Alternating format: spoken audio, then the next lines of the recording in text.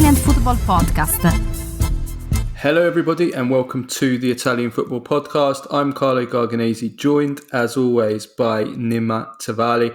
On today's show, we will react to all the weekend action in Serie A, but unfortunately the biggest talking point in Serie A is something that we'd rather not talk about. It's the Francesco Acerbi racism storm, which erupted during the Inter and Napoli game at San Siro. So we'll start off by talking about that, and then we will review the game itself, which finished in a 1-1 draw, as both teams showed all the symptoms of a Champions League hangover. The Juventus crisis goes on. They draw 0-0 with Genoa, and Dusan Vlahovic is sent off for dissent. Max Allegri goes mad with the media after the game. Milan dominate Verona. They're in really, really good form. Roma continue their great form under Daniele De Rossi, albeit without playing particularly well. While Lazio get ready for Igor Tudor's appointment with a win. Bologna's fairy tale goes on. They get closer to the Champions League with a dramatic late injury time victory. And we will react to the Europa League and Conference League quarter-final draw. We'll also have our usual Badjo, Premface and Serie Ass of the week. For all our first-time listeners, this is our free weekly episode that we do every Monday, reviewing the weekend Serie A action and all the biggest talking points in Italian football. If you want to support the Italian Football Podcast and receive all of our content that we do throughout the week, including a weekly Q&A episode every Tuesday where we answer all the questions from our patrons, plus the weekly Thursday midweek review show, plus interviews, post-match reaction, and much, much more, then go to patreon.com/TIFP and become a subscriber for just $2.99 a month, plus VAT. You can also sign up to be a paid subscriber on Spotify. We'll provide the links in the description, same price and terms.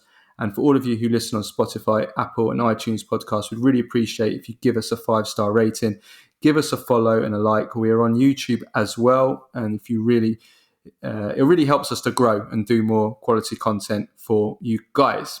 We're actually almost at 2,000 subscribers on YouTube. So thank you everybody that has subscribed on YouTube. Okay, Nima, let's start off then with Inter against Napoli and the Francesco Acerbi racism storm. Okay, right. So where do we start here? Italian football really does have a habit of stabbing itself in the back, doesn't it? I mean, Francesco Acerbi is at the centre of a storm, Nima. Yes, he is. He basically what happened was that he could be handed a, I think 10 match ban if it comes, if the investigation shows that he actually racially abused Juan Jesus, who basically, Juan Jesus, midway through the second half, I think he goes up to Federico La Penna, pointing to the Keep Racism Out badge on his shirt and claiming that Acerbi called him the N-word. And, well, the referee did what he could do. He spoke to both players. He noted it down in his post, in his match report, because obviously the referee didn't hear it at the time, and so he can't do anything about it when he can't hear it, but they need to investigate this. And then of course Juan Jesus after the game said he made a mistake. He made a mistake, that he apologized for what he did, and things that happen on the pitch stay on the pitch and stuff like that. That's what Juan Jesus says. Today, Francesco Acerbi's agent Pastorello has come out and said that he denies that he's used racist language, says he didn't use the N-word, and the Italian FA and Francesco Acerbi have decided that given the storm that's going on, it's inappropriate for him to be part of the Italy national team while this is ongoing, especially during the this international break, and so he's pulled out, and they've replaced him with Gianluca Mancini, which in and of itself is hilarious and insane. When you remove one player for alleged racism, and you replace him with Gianluca Mancini. I've seen Roma fans on Roma Twitter, Italian Roma Twitter, going to town on this. And then you obviously have Inter releasing a statement saying that they're going to speak to the player at the earliest moment to understand what happened. And that's where we are. That's where we are with this. Oh gosh, it's exhausting. It's exhausting. And on the day that they were doing an anti-racism campaign in Serie A as well. Yeah. Look, let's be crystal clear here. I don't know what Acerbi said. I haven't seen any anything, him, video of him wording, or video of him saying The video proof of what he's video proof. Yeah. Or there is video proof of Juan Jesus telling the referee what he alleges he said. We've seen that, but there's no video proof so far, and we'll see if it comes about. Yeah, but all I can say is this does not look good at all. But I mean, they have to prove it. I mean, it seems to me that I mean, if it happens, it's unacceptable. We have to see. We have to say that here on the podcast. If it happened, then Francesco Acerbi's career at Italy and Inter is over. It has to be. Inter have to tear up the contract and kick his ass out. It's as simple as that. There are no ifs, ands, or buts. You cannot be a player at Inter and racially abuse opponents. It's just unacceptable. I don't know where his political beliefs are, but you cannot ever, under any circumstances, play for Inter and racially abuse your opponents. Full stop. You can make mistakes, you can apologize, fine, but your career at Inter is over. If it's proven that he's done it, and the same should apply for Italy. Simple as that. You cannot have players racially abusing one another at this level, at this age. Francesco Acerbi is no teenager. You can't say that he was, that he made a mistake because he's, young and stupid. He is a veteran. He's a seasoned veteran. If they can be proven that he's found guilty of having racially abused an opponent, goodbye for Italy, goodbye Inter. Simple as that. It's as simple as that. Well, it is already goodbye Italy for this international break. He has been pulled out of the squad for the friendlies against Venezuela and Ecuador, and then I guess we see what happens. Looking further ahead, I mean, if he gets a 10-game ban, that's his season over, club season over, and then we see what the blowback is in terms of the Euros. It seems to me from that statement from Pastorello that his defence is going to be that denial, that he's going to deny that he said it.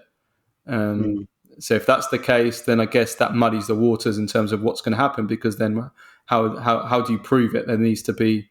I mean, what happens now, Nima? What's the they're going to investigate it. I mean, Inter are going to talk to Acerbi and they're going to ask him what happened. The FIGC obviously has, they have cameras there. They're going to talk to other players. They're going to look at the evidence available. They're going to look at all the video evidence. They're going to, because these guys are, they're on camera all the time on the pitch, and they're going to investigate, and they're going to hear both parties. They're going to talk to Juan Jesus.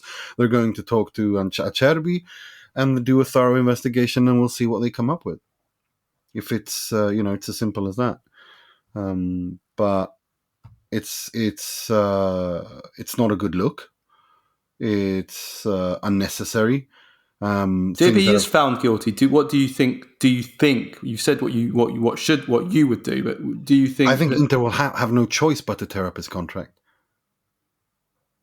They can't have him at Inter. You cannot racially abuse opponents and play for Inter.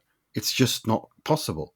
And is that what will happen in Italy? Like, we know that would happen probably in England or in Inter can't have him there. It's they have to make an example of that. I know he's very appreciated. He's a people like him a lot at the club and that, but you cannot be at Inter and have racially abused an opponent. He can, it depends on what he wants to do this, but Inter can't. He's put Inter in an impossible position. If he has said it, then he has put Inter in an impossible position. There is no credibility left. What do you make of how Juan Jesus has dealt with this in terms of? I don't think Juan Jesus could have handled this any better at all. He should never have been in this position to begin with, but he handled it brilliantly. He went to the referee. He told the referee what happened. He explained the situation. He didn't lose his head. He kept cool despite being racially abused and scored the equalizing goal. I honestly don't know how Juan Jesus. And his comments after the game, he basically said that he forgave Acerbi. We should say that he's said that Acerbi apologized to him and he said forgave him. he said he's an intelligent person. He made a mistake. He went too far. He apologized for it. What happens on the pitch stays on the pitch. But no, that's the thing. That's great that they've resolved it between them. But there's another aspect as well, and that is the Serie A cannot and Italy and Inter cannot have a player, even if he did it by mistake, even if he didn't mean it, they cannot have a player playing for them that racially abuses other players, opponents. It just can't. It's just not feasible. You just can't have that. No. Well, I think the Serie A is also the spotlight is on the Serie A, and by extension Inter. Well, in that it was on the day of this big anti-racism campaign, of course, and obviously Serie A is trying to show that it's not like it was in the past when it comes to racism, and when this happens with a high-profile player, they have to be seen to act. So the question is, how do they act now? And if they're too lenient, then they're going to be criticised as not doing anything about it. So it's going to be interesting from that point of view how they deal with it. But it's important to notice that Pastorello, as I said, who says Acerbi told me he didn't say anything, that he didn't use the N word. That's really important to at this point, at this preliminary stage when we don't really know what's happened. We really have to say that too, because we don't know what happened. I've not seen anything to suggest like any proof that he said anything like that. All I've seen is Juan Jesus' reaction. I've heard what Juan Jesus has said. I've seen what Acerbi, how he reacted, and I've seen what Pastorello, his agent, has said. So we're just gonna have to wait and see. We're just gonna have to wait and see where this goes from here. But if it's proven that he said it, then he cannot play for Inter. It's impossible. He has to go. It's as simple as that. And Inter will terminate his contract. I can't imagine they will do it by mutual termination, because this is just not. You cannot continue playing for Inter. Excuse me. Inter have Jan Bisek, Denzel Dumfries, Marcus Thuram in that dressing room. What possible credibility could you have with other black players in the club, all through the organization? If a player if a player, one of the biggest, most important players in the first team, says something like this and there's no repercussions, just a few matches ban. Yeah. And then you talk about that ridiculous anti-racism campaign, Brothers Universally United, boo, that nonsense. It means nothing. You're just going to make a clown of yourself. And they're not going to do that. And if Marotta's behavior on this issue, or not just this issue, but generally on matters of discipline, is anything to go by, then if it's proven and established that he said it, then they will mutually terminate his contract. They will terminate his contract in the summer. He's only got 12 months left anyway, so they will have to part ways. And as for Italy, I can't see him playing in the Euros. It just will not work. It just cannot work. Not like you can't have a player literally calling another player the N word and then expect to be the apology is between him and Juan Jesus. I'm glad that they've resolved it, but there's a larger context here, and that is it's the Italy national team, it's the FIGC, it's the Serie A. They can't allow this behavior, and they've said that they're going to have zero tolerance to it. Well, prove it. And if it's established that he did say these things, and there's no you can't mess about with stuff like this. I'm sorry, it's you can't do that. You just cannot do that. You have to. Italy, the national team knows how to shoot itself in the foot, doesn't it? The Italian football is intergalactic. Are intergalactic champions of messing things up. Yeah.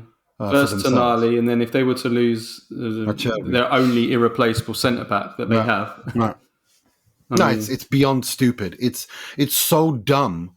But I blame Acerbi. This isn't anyone else's fault but Acerbi. Like, Juan Jesus is being great about it. If he was racially abused and he accepts the apology, then I think that shows enormous class on Juan Jesus's part. I mean, he handled it brilliantly. He should never have been in that situation, but he handled it brilliantly. From going to the referee, keeping his cool, informing the referee what happened, moving on, concentrating on the game, scoring the equalizer. He literally did everything you should do in that situation, a situation you should never find yourself in. And Acerbi has just embarrassed himself and Inter and Italy. And I understand if he's made a mistake, that's fine. He apologized, great, but he can't play for Inter and he can't play for Italy anymore. It's as simple as that. Can't have it. okay. Just can't have it. Well, let's see how this develops over the next. If it's proven that, again, if we're very preliminary stages right now, if it's established that he said those things, yeah, you can make a mistake and you can be forgiven for it. But when you make mistakes, there are consequences. And this is such a big But we'll see what mistake. video evidence is available if they've got the evidence. We'll see what happens. But as for the game itself, though, Nima, I mean, there's not really too much to talk about it. It was two teams that were clearly, suffering from a Champions League hangover. Both teams going out of the Champions League to Spanish opposition in Spain, Inter in heartbreaking circumstances on penalties, of course, and Napoli after a dismal performance, a defensive performance against Barcelona, and you could tell, couldn't you, Nima, that these were two teams that were suffering, deflated, let's say, after those games in Europe. Yeah, I agree with that. I think it was quite obvious. Two teams that were completely just, there was nothing there. They were completely hungover, deflated, devoid of energy, devoid of any kind of fire. I mean, it was obvious both of them were focusing. Napoli's nightmare season never ends, and Inter were still upset about the Champions League exit. And they played football for 20% of the time, and they scored, created quite a few chances.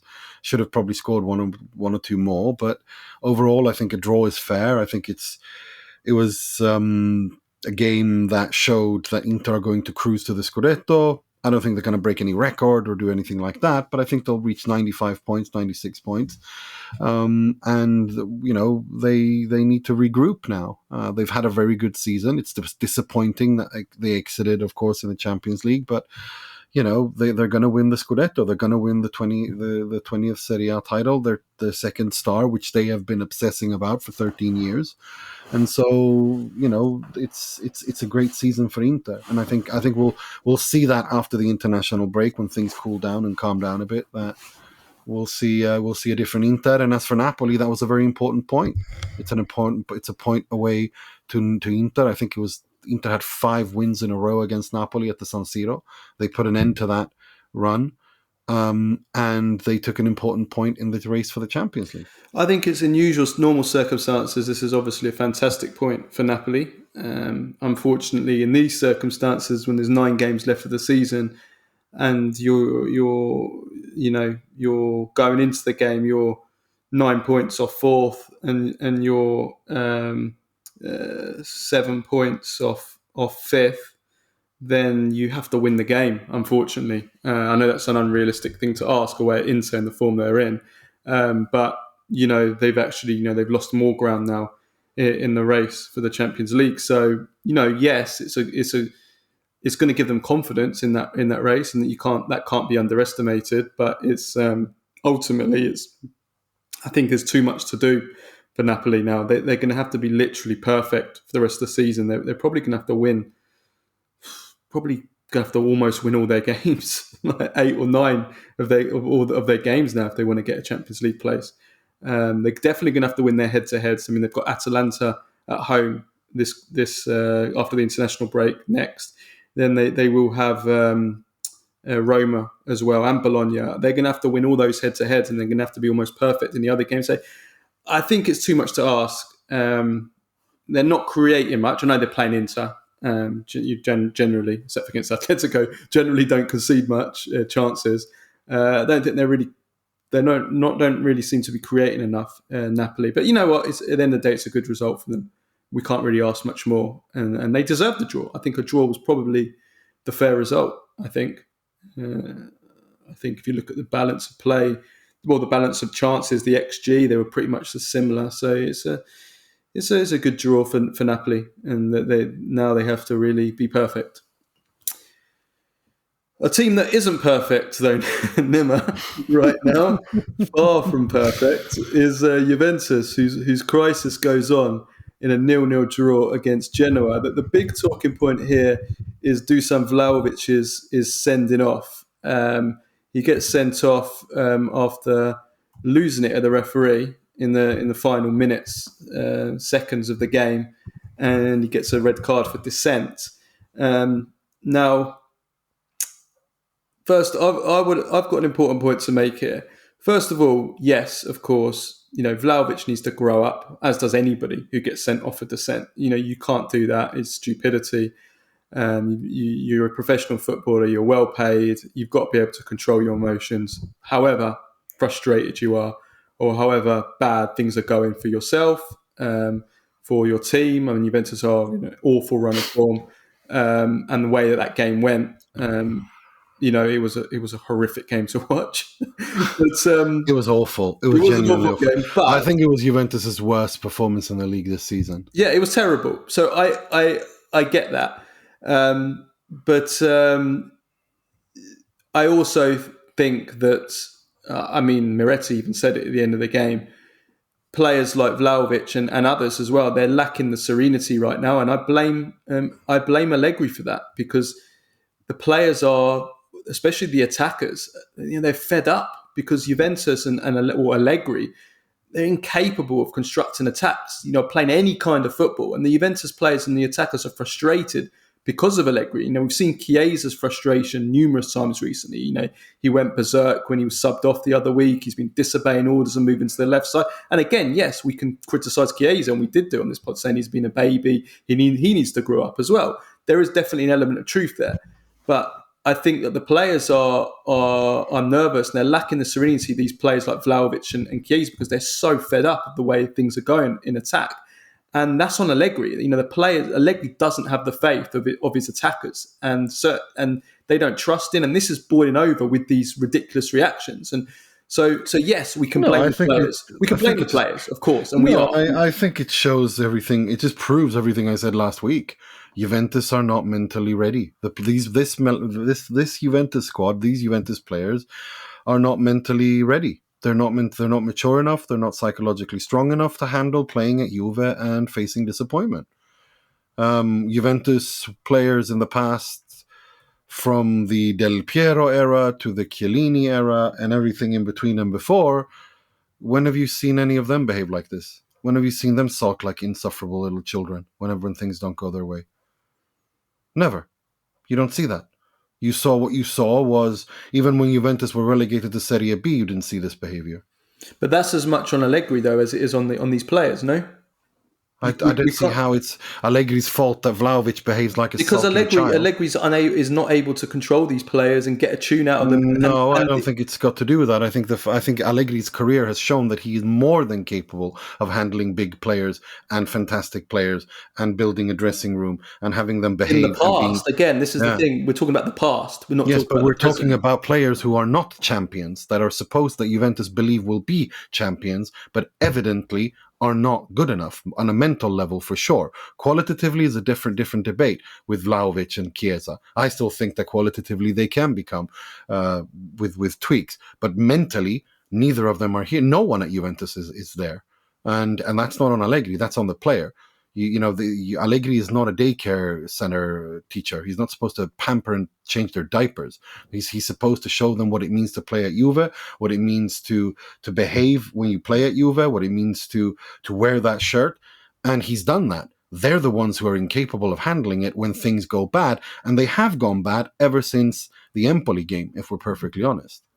Yeah, no, he's. I think Allegri's definitely has to be held responsible for this, because your manager has got to be in control of his players and has to be able to get reactions out of his players. They're now on a 8-game run where they've got 1 win. Juventus in these 8 games are 4th from bottom in the table from these last 8 games. And he's not getting any reaction. He even put them on a retreat, on a retiro, which doesn't surprise me. The most outdated concept in football by one of the most outdated managers. It doesn't surprise me. Did that? That got no reaction out of these players. These players, the attacking players like Chiesa and Allegri, they're so frustrated because being an attacker in an Allegri team today in 2024 is got to be one of the most frustrating jobs. I mean, Juventus yesterday. I mean, Juventus are absolutely incapable of putting attacking moves together. The first half yesterday, Juventus had a 0.25 XG. And then I looked at it at the 70th minute. I checked at the 70th minute. I've even got a screenshot of it. So I'm not making this up if anybody wants proof. At the 70th minute, Juventus had an XG of 0.38 at the 70th.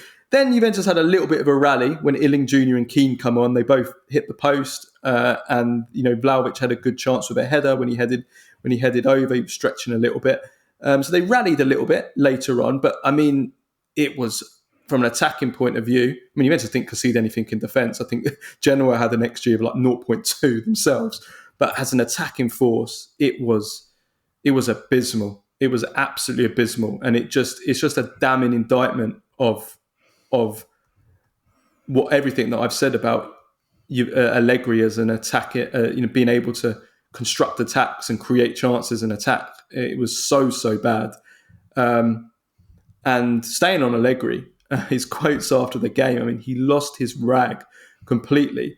And I thought he was very arrogant and very condescending and very rude to what was a very fair journalist. I'm the last person to stand up for journalists, mainstream journalists. You know that. Generally, I'm not a fan of many mainstream journalists, probably even less so than you, Nima. But I thought it was a totally fair question by a journalist who simply asked him two questions in the general theme of what he was asked. And that was why Chiesa keeps using what the journalist considers Chiesa being out of position as a centre forward. And as part of that, why he can't use a 3-man attack of Yildiz, Chiesa and Vlahovic. And the answer he gave was, we are 3rd in the table. Do you know how to be a coach? I don't know how to be a journalist. I do not follow what the public says, which is fine. I do what is right for the team. I do not dare tell a journalist how to do his job. So don't tell me how to do mine. And then he then continued that and was saying to the journalist that you don't understand. If you can't understand the point I'm making, then don't ask me. Then I won't give you an intelligent answer. Basically, he said. I just thought, what an arrogant answer! Just the way it's Allegri. I mean, he's permaloso. This is the thing that I love about him. That all that trolling he was doing of Inter a couple of weeks ago, and Inter just ignored him like an insufferable, like a rude little child. He is what he was prickly. He's very prickly, and he's nervous, and he's on edge because things aren't going well, and it's not going his way, and so he reacts the way he always reacts. He's always been like this, and when what is it you say? What you are yourself, you accuse others of. That's what Allegri is. He's permaloso. He's prickly. He's nervous. He likes to rattle. He's rattled. That's fine. I'm totally. Listen, I agree with him about the public. You shouldn't do what the public said. I agree with that. You have to be yourself. But I just don't like how he talked down to the journalists in such a way as if they were worthless. And I thought that was, because it was a fair question. Lots of people are asking the question, why can't you play a 3-man attack? Well, answer. Say we haven't got any fullbacks. Give an intelligent answer. Why can't you play a 3-man attack with Yildiz? Don't speak down to the journalists like that. No, I thought it was a very valid question, but he is not. He's nervous. What is it? 7 points in 8 points in 7 games? What is it?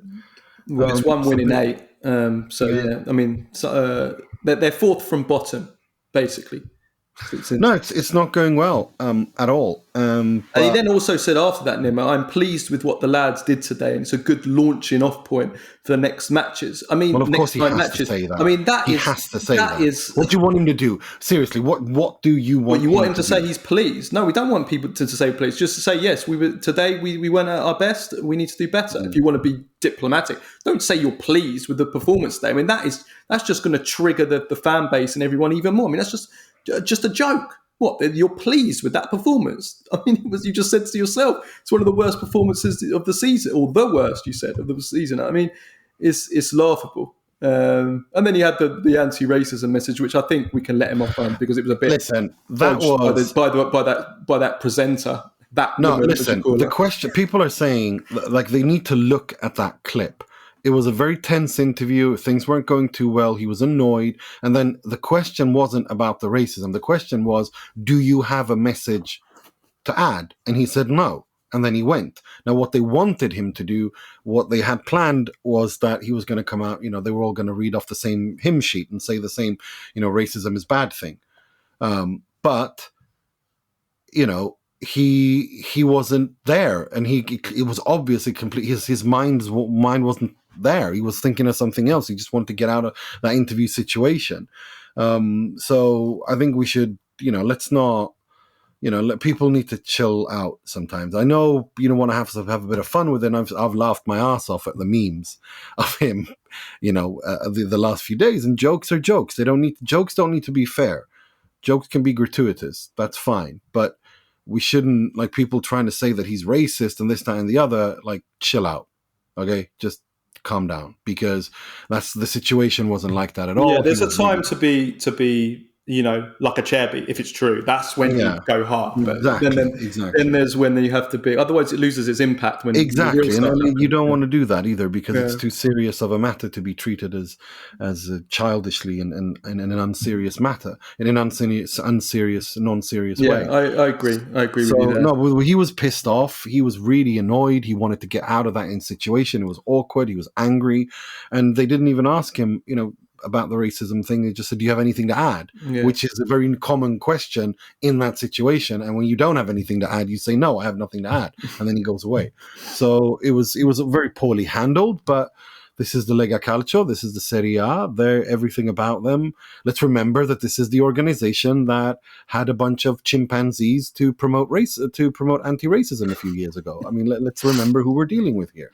And they are clumsy, and they are shit at it. I'm sorry, but they are. Pardon my French, but they are not very good at handling these campaigns. They're not very good at promoting themselves. They're not very good at marketing and PR at all, generally. And this is just another step of that. And this is just another example of that. No, it sure is. I mean, as for Allegri's future, everybody knows. No, he's going to go. He's going to. I mean, he's got to go now. But I wonder whether Juventus should. They have to be careful, Juventus, because they've got a 9-point lead now over sixth place, if I'm not mistaken. Let me just double check that. So Juventus are on 59 points in third. Bologna fourth with 54 points. Roma fifth with 51. So they're 8 points over Roma. But then Atalanta in sixth with 47. So if Atalanta win their game in hand, they go up to 50. So they go. So we're assuming that Serie A gets 5 places for the Champions League. In which case, there's a 9-point gap. If it's 4 places, then there's an 8-point gap over Roma. Now, in usual circumstances, that's a fantastic lead to have, as I've been saying for a few weeks now. Even though it's slowly getting, they're slowly closing on Juve. In usual circumstances, that's a great lead. I mean, if this form continues for another few games, that can suddenly become 5 points, 6 points, but listen, 5 points. They have so many difficult games coming up now. They have Lazio away and home, first in the Serie A, then in the Coppa Italia. Then they have Fiorentina at home. They have the derby against Torino. Then they have Cagliari away. Then they got Lazio away in the Coppa Italia. Then they have Milan at home and Roma away. And they have Bologna away penultimate. Game as well. This is. But that's what I mean. On paper, it looks. Difficult. I mean, it should be okay on paper because in usual circumstances, 9 games to go, 8-point lead. I mean, that's a fantastic position to be in. But the horrible run Juventus are in, the form that they're in, the way that they're playing, the whole environment, the lack of serenity, as Moretti said. Vlahovic is now going to be suspended. Milik is out. If this carries on for another few games, all of a sudden, Roma are in brilliant form. Bologna are obviously in fantastic form. So those two teams are not, they're not slowing down. Then all of us, it should be okay, but this is what brings me to I wonder, should Juventus get rid of Allegri now to try and get a reaction out of the squad? Because they're not getting a reaction, Nima, at the moment. He seems incapable now. It seems like I'm not going to say he's lost the changing room, but he's lost the ability to get a reaction out of his players. I don't think so. I think it's just a bad run of form, and I think it's also a question of he's doing what he knows works, and he's trying to get the players focused again because they are rattled. They're not there. And he's just, I think this international break really comes at a good time for Juve. I think it gives them a bit of peace of mind.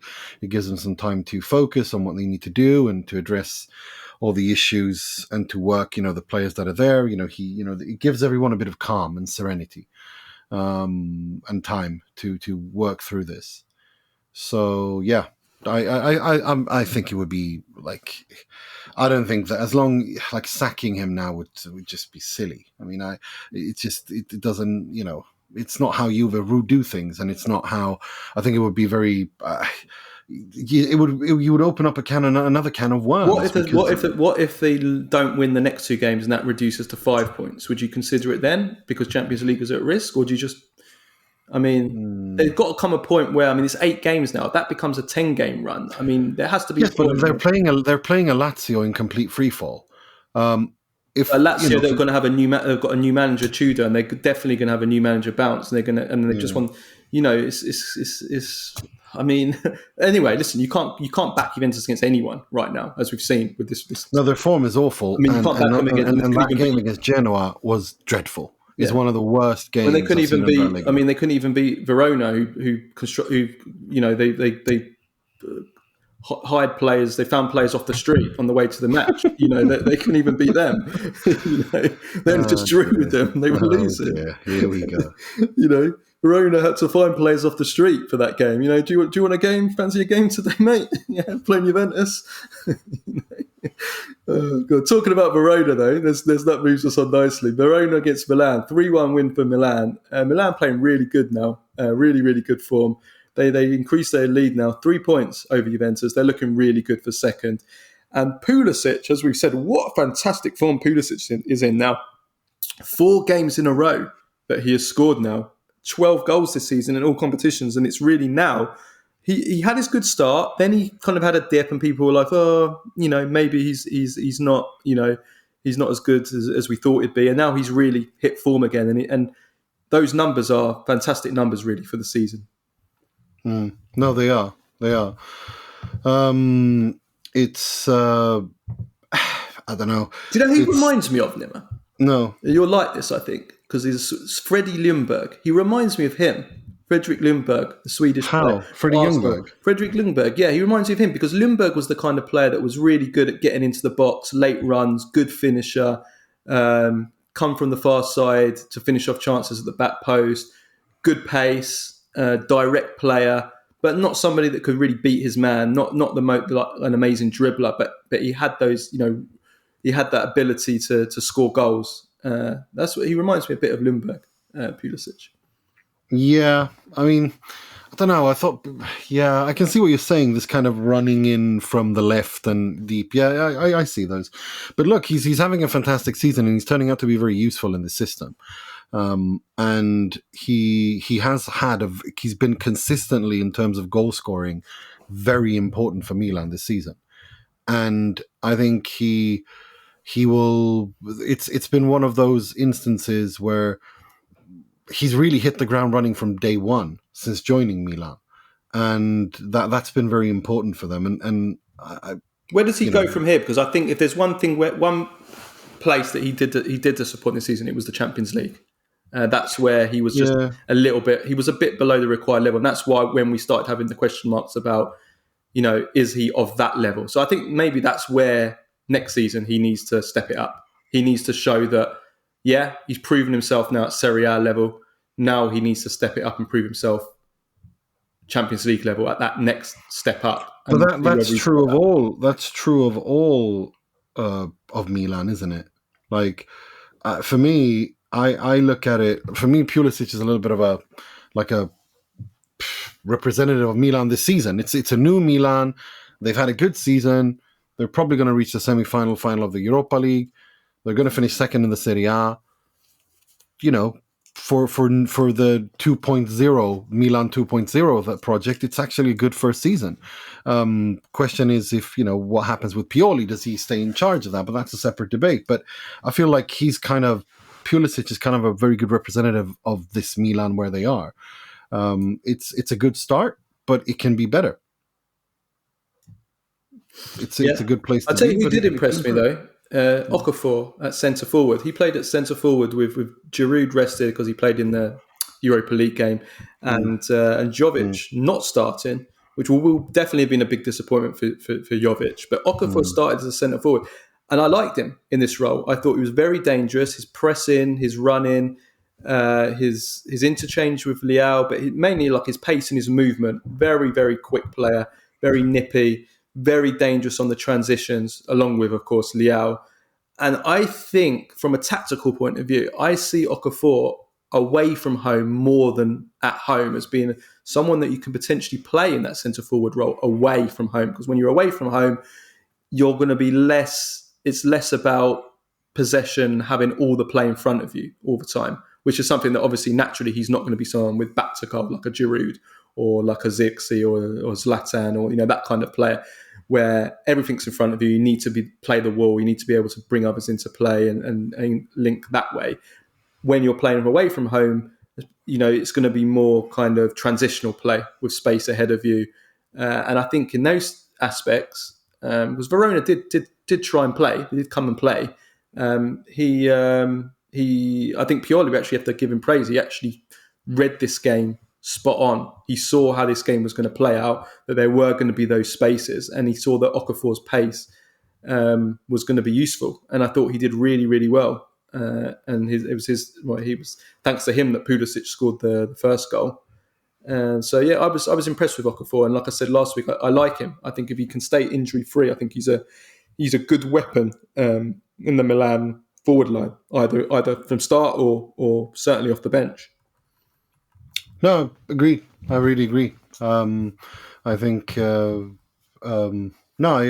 agree with everything you said. I've got nothing more to add. I think all of these guys are starting to, the Okafors, the Chukwuezes, all of these guys are starting. It was a good day for the Milan attack, wasn't it? Because Leao, even though he didn't score, and he did have one bad miss again where he put it wide, he was electric. I mean, he was beating his man for fun, and he's really hit form now. Even though he didn't score, he's being used much more. It's Pioli's using him much more as opposed to 60% of the season so far.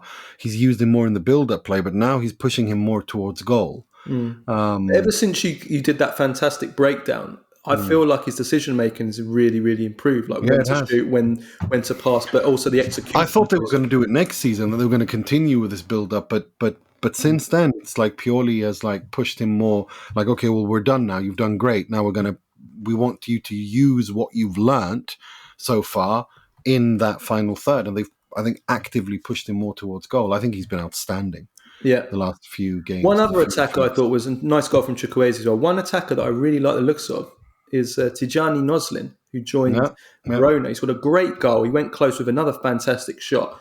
I've really liked him, what I've seen of him since Verona bought him off the street in January. I mean, no one had heard of him when he came. He came from the Netherlands, and he's very good. I like him. He's direct. He's got good pace. He's quite physical, quite good physique. He's got a really great shot on him, really powerful shot. I like the look of this guy. I really do. I mean, he's very raw, but I like him. I think. Well, we'll see if Verona stay up, but I think he's somebody that maybe some of the bigger clubs should, not the biggest clubs, but some of the some of the teams higher up the league should be looking at this guy for next season. He's definitely got something about him. He gave Milan quite a few problems in this match. If it wasn't for him, I think this game would have been well over before he brought them back into the game. So yeah, certainly one to watch in the future. Absolutely. Right, another player to watch in the future, Fabian, who scores another key goal for Bologna, who their fairy tale continues. 93rd minute winner from the Inter-owned player, Nima. Yeah, I mean, he's at Bologna, but Bologna, there's a clause for Inter to buy him back. I think it's next summer. So Bologna can't sell him without Inter's permission this summer. Essentially, it's a bit convoluted and complicated. But essentially, Inter sold Fabian to Bologna for 4.5 million euros. They can buy him back next summer, not this summer coming, but the summer after that, for 12 million. But Bologna can't sell him this summer unless Inter allow it. So Inter kind of have control over the situation to a certain extent. Is how I read the situation. But yeah, he's had a very, very good. He's had a very good season. He's had a very, very good season with Bologna. This was a player who had an outstanding season last season in the Serie B, and is doing really, really well for Bologna. And Bologna, he's become almost like him and Zirkzee are probably, him, Zirkzee and Doi, they're these young players that not very many people knew about, but they've all exploded onto the scene this season and playing really good football. It's interesting to see. It's interesting to see what's happening there, and they win that's an important game that they win, and they win it fairly late on. They're looking good. Yeah, this was a big question. This was a big test for them in the sense that Joshua Zirkzee was missing because he got an injury and he's going to be missing a few games. And I said, I think last week before the Zirkzee injury, I said I can't see how Bologna possibly throw away this Champions League place unless there's an injury to Zirkzee and he misses a bunch of games, and then and then he gets injured like the next day after I said that. And I'm like thinking, maybe even though they've got an easy run of fixtures, maybe this could be.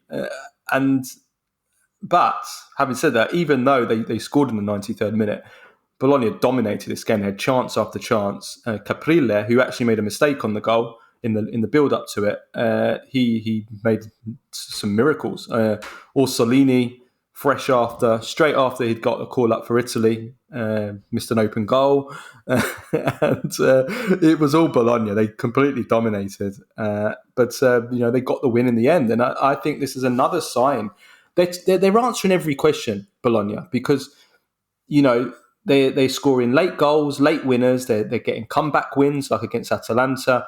They're reacting to a setback, like they lost to Inter, and you're thinking, oh, could this be a setback? They lose to Inter, then they lose Zirkzee. They immediately react with dominant performance and a win with a late goal without their best player. So I think that Motta and Bologna, they're just ticking every box. And their next three games are Salernitana, Frosinone, Monza.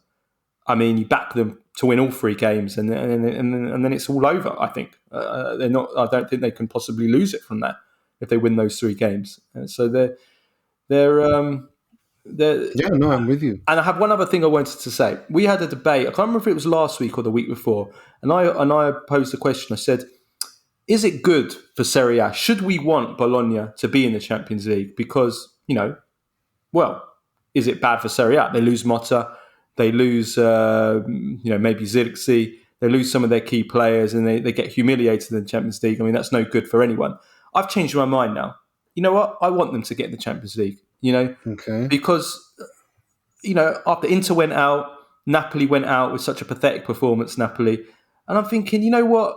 I mean, who says that we're going to do anything in the Champions League anyway? So forget about we've got no teams in the quarterfinal. I don't care. I'd rather see this beautiful story, see this provincial team get in the Champions League. I'd rather enjoy that story. However they do in the Champions League, they do. Because the other teams, the so-called better teams, are not doing anything special anyway, not this season, not for most of the last season. So let them go then. Let's have their fairy tale. Let's have a nice story and well done to them. That's what I'd say. Change my mind, Nima. Yeah, I mean, it's not like I'm I'm not directing that at you. I'm just saying in general. No, I know, but it's like, of course, if they finish fifth, they deserve it, or the fourth, or whatever, they deserve it. There's no doubt about that. But it's just, it's a wasted spot. It's a wasted spot, yeah. But should we want? I mean, why should we want Napoli to get in it and then they do? Because Napoli won't waste it. Unless, because Napoli will have the financial muscles to they actually... They did waste it, but they did waste it this season, didn't they? I mean, they got to the last 16 and Bologna probably won't get out of the group. But I mean, it's not like everybody's the final and won the competition. Do you know what I mean? Yeah, but you can't tell me that Napoli haven't shown these past over a decade since De Laurentiis took over, that overall they can handle these situations. They don't embarrass themselves in Europe when they reach there. They actually they qualify from the group. Look, they've got past the last 16 once during that time. So, I mean, it depends how you look at it. Well, I don't expect Napoli to go to the semi-final. No, I don't. But I guess the point I'm making is, like, we're not going to do anything in Europe in terms of reaching the latter stages generally anyway. Okay, Inter might, but, aside from Inter, Milan and Juve, none of them can reach a semi-final. It's just not, it'll take a miracle. Quarter-final at most is what they can do. Bologna won't do that.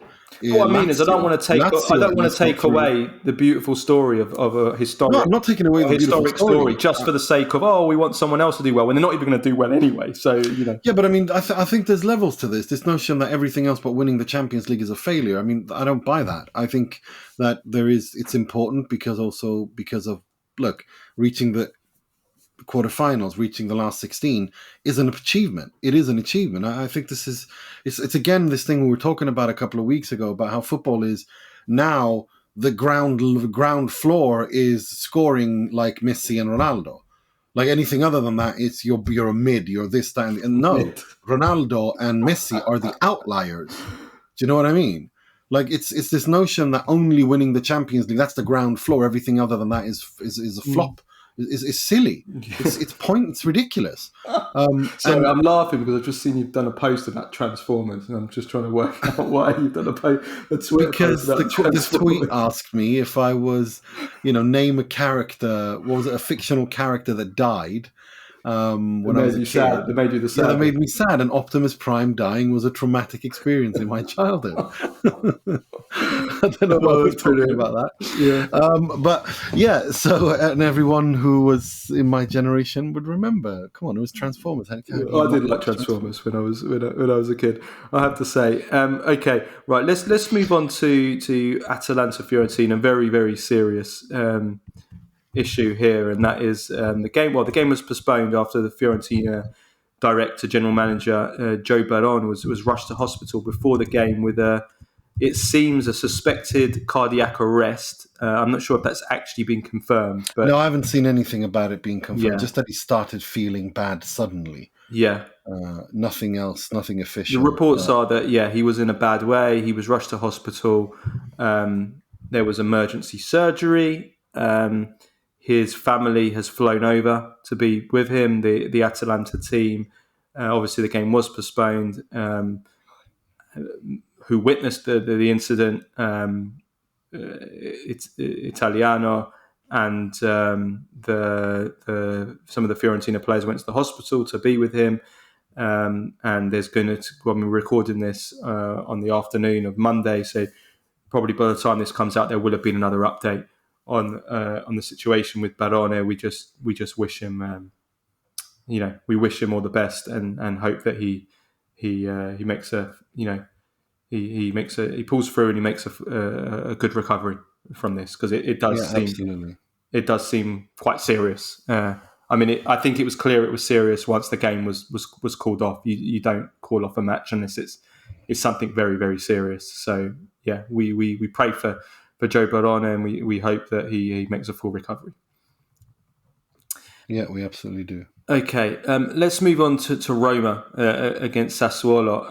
Roma continue their magnificent form since the arrival of Daniele De Rossi. They win 1-0 against Sassuolo, but this was maybe their worst performance in Serie A under, probably in any competition since De Rossi. I know they lost the game to Inter, but they actually played very well in that game. But this wasn't a good performance from Roma, but I think understandable that they were so flat. You could see how leggy they were. They were exhausted. Let's just say that the number of games that they've been playing every 3 days for the last few weeks is finally taken its toll. And I think the international break comes at the right time for Roma. Lukaku had a few big chances, one that he should have buried. But apart from that, Roma never really looked like creating much. They didn't create much. And it took just a fantastic goal from that man Pellegrini, really, out of nothing, cutting him from the left. Becoming a bit of a trademark goal that now from Pellegrini into the far corner. He's 6 goals since De Rossi took over. So it was Pellegrini was the difference in this game. Otherwise, this probably would have ended a draw, wouldn't it, Emma? Yeah, it is. Again, Pellegrini shows what an improvement he's done under De Rossi, and how important he's become for this Roma. He really is. It's crazy the development he's had, and Roma take a really important win. These are the kinds of wins that Roma need to have in order to win in order to get to the Champions League, and I'm starting to think that they can actually pull it off. I don't know about what you think. Is on form. If we're talking about 5th place, we're assuming they're going to get 5 Champions League places. On form, you would probably have to back Roma on form right now. But there is still a long way to go. There's still 9 games. There's still head-to-heads to be played. And I think that will decide the outcome as well. And also, what happens in the Europa League, which we'll come to. If Roma go out, that probably will help them even more in the league. Injuries. Dybala has got another injury. He should be back for the next game. But these kind of things are all. I think they really missed Dybala in this game, definitely. So these things are all important. But if we're going on form right now, if you have to put money on it right now, yes, you're going Roma, aren't you? You're going Bologna and Roma right now. Yeah. If you have to put money on it, but things can change. So what we have to say is, De Rossi's been there long enough now. It's been, 2 months or so since he's replaced Mourinho. He's been there long enough now for us to say that this isn't just the usual new manager bounce, which you get. That's a real thing. That's provable. But the stats show it, that on average, a new manager, almost doesn't matter who he is, there is a new manager bounce. When a new manager comes to a club, generally, there's an uptick. He's been there too long now for us just to say it's just because it's a new manager bounce. This is real now. I think with De Rossi that he's doing well. So yeah, I think they're looking good. And it's like I said, good time now for the international breaks. I think they need just a little rest and a recharge. Rest of the Serie A fixtures then, just to read out the results. So we had Monza 1, Bologna 0. Daniele Maldini, Nima. That was the nice. He's not his dad, but he's in good form. He got 3 goals in his last 4 games, and that was a great goal. It was a fantastic free kick. It was a brilliant free kick. He strikes the ball pretty well, actually. He does. He's got a good strike on him, Maldini.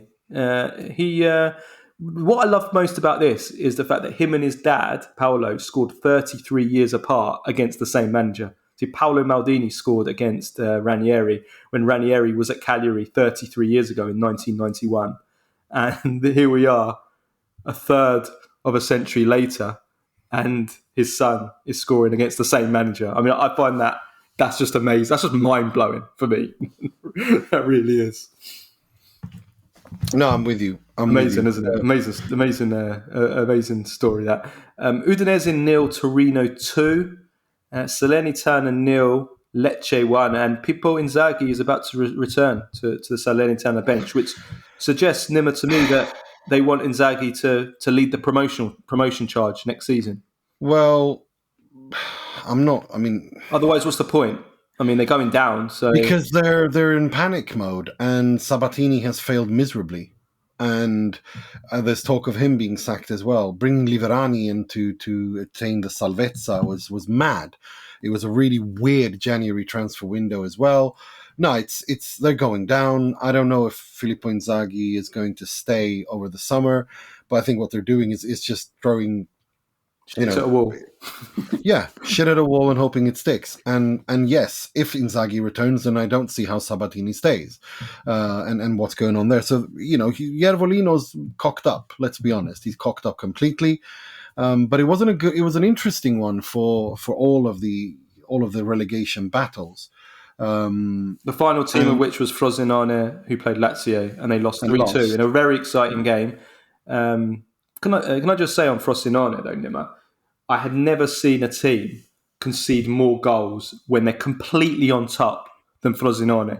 I've never seen it. Eusebio Di Francesco. Yes, it's unbelievable. Like Frosinone will have played. Will be 30 minutes into a game. They'll be 1-0 up. They'll have had a 75% of possession. They'll have had 10 shots to none. The other team haven't even got into their half. And then 2 minutes later, they'll be 2-1 down. Like, that is, I've never seen it. That is Frosinone this season. Is they just concede goals out of nowhere when you just don't see it coming. It's really, it's incredible to watch, really. So they lose 3-2. And I mean, we'll come to Lazio in a second, but how do you see? I mean, that relegation race is so tight, and it's just so impossible to call now, isn't it? It is, but Frosinone, Sassuolo, Empoli, Cagliari, Verona, Udinese all lost this weekend, and it's crazy. But Sassuolo and Frosinone are looking like the bottom six. No, the bottom seven all lost. Yeah, they did. But I mean, Salernitana are out, so I'm not even going to bother with them. Yeah. But Sassuolo, Frosinone, Empoli, Cagliari, Verona, and Udinese, all lost, and there's only 4 points between them. 5 points if you throw in Lecce in there as well. But Lecce won on the weekend, which was incredibly important. I think there's a good chance of a relegation playoff, isn't there? This season could happen. We'll see. I mean, if they're level on points, there is a relegation playoff, isn't there, Nima? Is that correct? Yeah. Play out. Play out. Sorry, play out. Yeah. But like we had last season, didn't we? We had one last season. Yes, we did. Yeah. So look, it's going to be very, very tight. I'm looking at these games. You know what? We could even potentially have more than. I was going to say that's exactly what I was going to say. Look, you got Genoa, Frosinone after the international break. You got Sassuolo, Udinese, Cagliari, Verona. I mean, that's just that. Nima's in heaven. Then you've got Salernitana, Sassuolo. You got Verona, Genoa. I mean, it's just they're all going to play each other soon, and it's just going crazy. But yeah, Lecce, Empoli after that. This is crazy. And then Verona, Udinese. It's just mad. And then of course you got Sassuolo, Lecce a couple of weeks after that as well. I really don't know who's going to go down, but I look at Sassuolo and I feel like I see a Serie B team. Now. I did feel like they were more organised and they were more. There was more fight in them, or fight and organisation in that game against Roma. So that's the one positive I take from that game, because until then I saw no relegation fight. There's relegation fight in teams where you look at Frosinone and they probably don't have that fight, whereas Cagliari, even though they're probably inferior on paper in terms of the quality of players and the technical and attacking qualities, they do have that fight that Ranieri can install in them, that they can, eke out a draw here and there or get a late scruffy win. So that's my concern with certainly with Frosinone for sure. Okay, Europa League, Conference League draw. I'm just going to read them out. So the quarterfinals of the Europa League, Milan and Roma, all Italian quarterfinal, and then Atalanta against Liverpool. Very, very frustrated. I'm very, very frustrated that Milan and Roma are playing against each other. I really wanted them to miss each other. Because I really feel like both of them have the chances, and both of them are playing so well in this competition. From the last round anyway, that they had the chance to go to the semis, both of them. So I'm really frustrated that they're playing against each other. I mean, Yeah, okay. There's the argument that it'd be great to have great to see, like kind of like a derby, an Italian derby, if you like.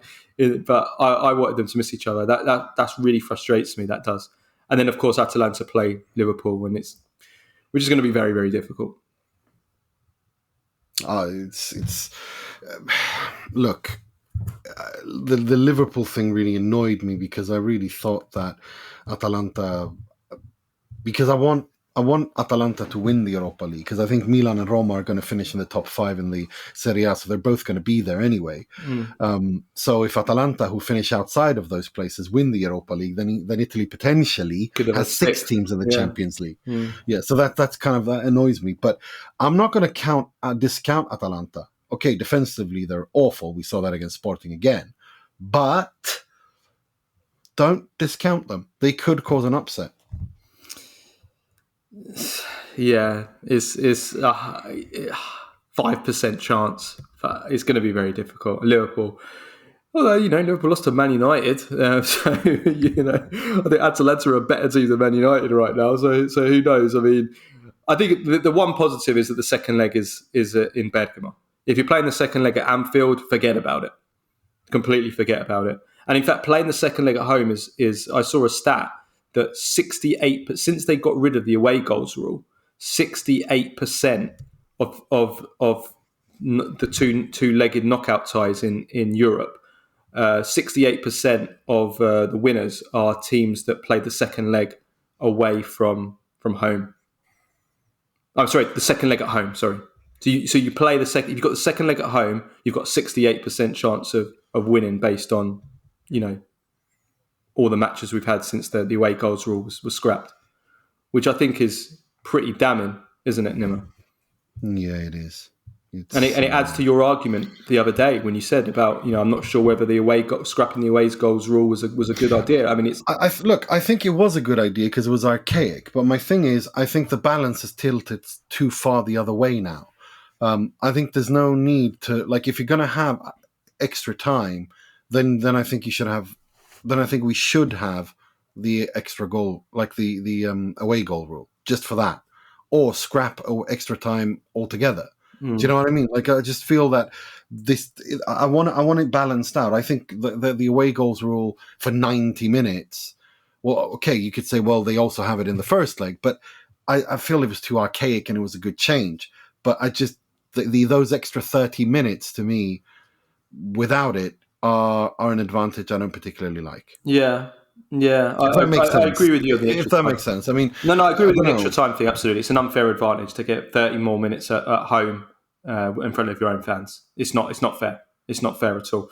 And then the semi-finals, depending on obviously what happens, winner of Milan Roma will play the winner of Leverkusen West Ham, and the winner of Liverpool Atalanta will play the winner of Benfica Marseille. Conference League. Better news though for Serie A in the Conference League. Fiorentina got pretty much as good a draw as they could have got. They got Victoria Pilsen in the next round, which is probably on paper the best draw that could have been that they could have got.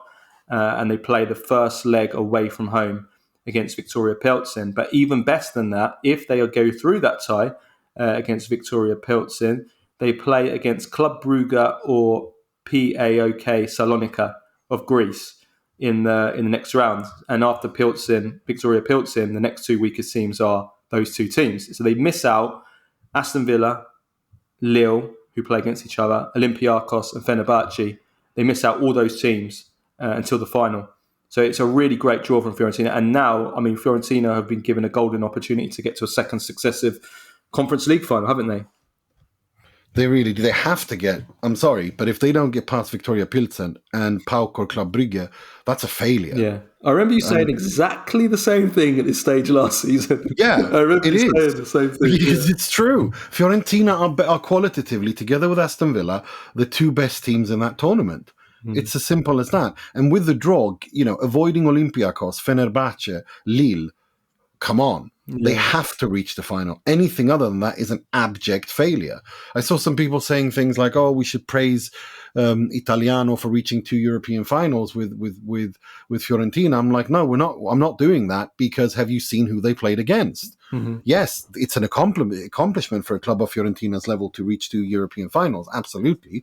But if we analyze it a little bit deeper, you can't tell me beating what you called a furniture store on the route Oh, yes. to Who was that? Which team was that? I can't remember what they were called, but you called them you said their name sounded like a furniture store last season. I mean, they were literally playing teams like that.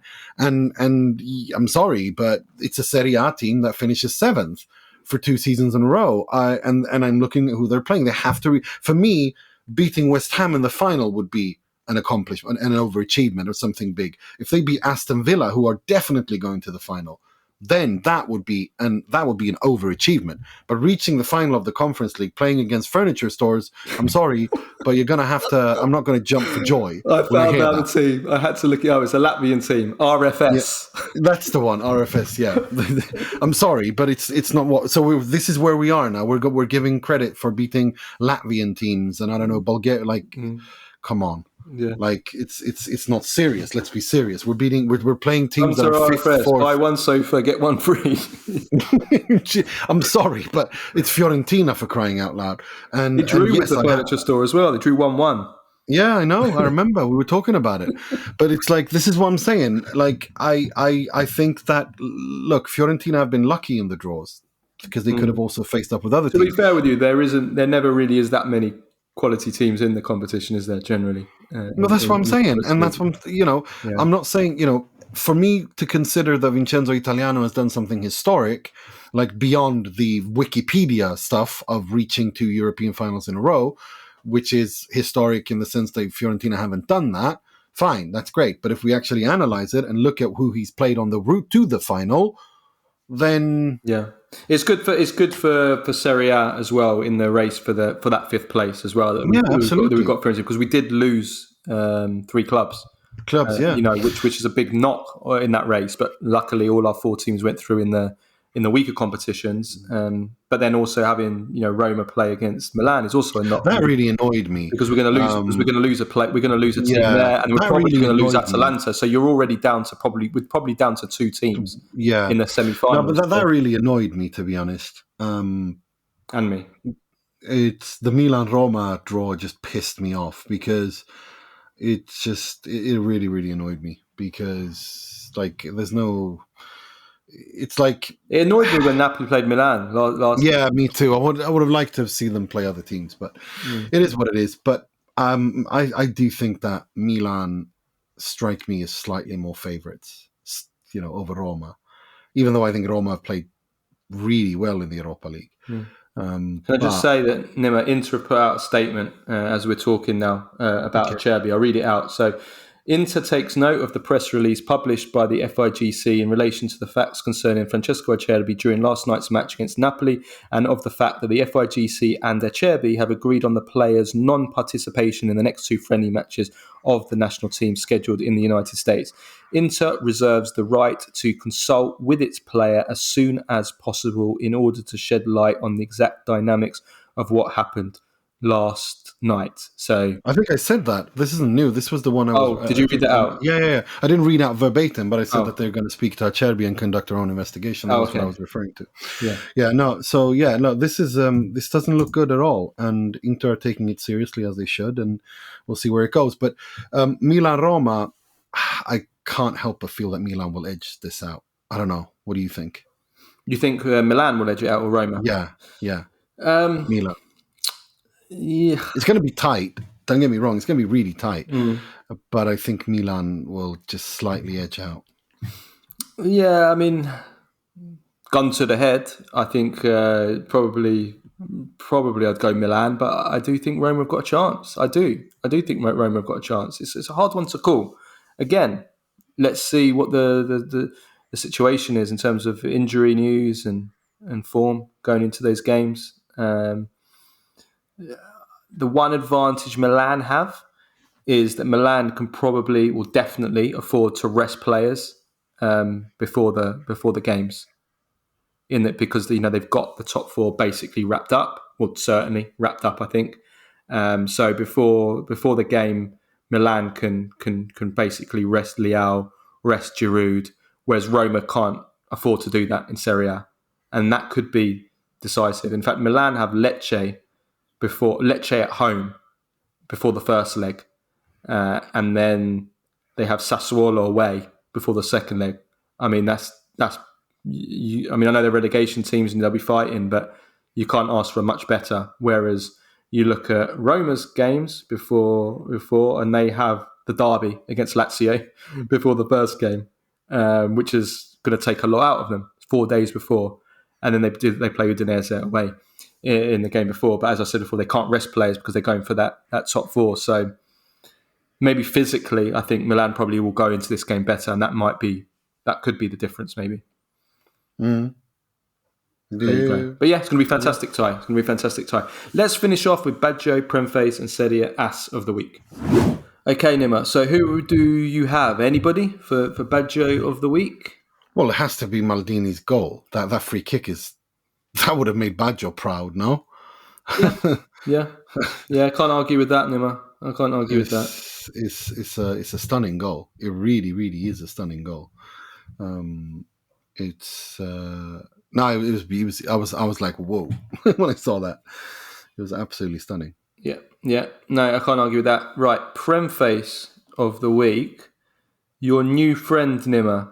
EBL 2017. Is this an actual real person? I can't. Well, has anyone ever heard him speak? Has anyone actually seen him on a video? Anybody that's on Twitter, or even if you're not on Twitter, you have to check out this new king of the Premfaces. Who is this guy? Who is this guy? His handle is at EBL 2017. And he's been tweeting out some incredible stuff recently. His latest one was during the game between Manchester United and Liverpool, which was one of the most incredible games I've seen in a long time in the FA Cup. 4-3 win after extra time. 121st minute winner by Amad Diallo, the former Atalanta player. He tweeted, Gakpo is as complete as they come. He strikes through the ball like Harry Kane. He dribbles like Sadio Mane. He crosses like Marcus Rashford. He runs in behind like Mohamed Salah. He links the players a 9 like Anthony Martial. That cannot be a good thing. Is a focal point in the number 9, which enables him to score tap-ins and headers. £37 million plus add-ons. Unreal. I mean, yeah.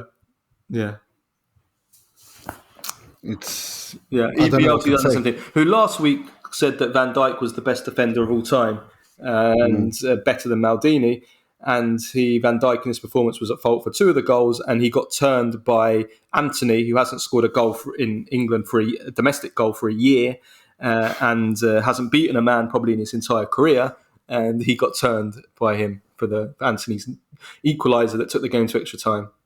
So. Yeah, EBL 2017, the new king of the Premfaces. Serie Ass of the week, Nima. Do you have anything for that?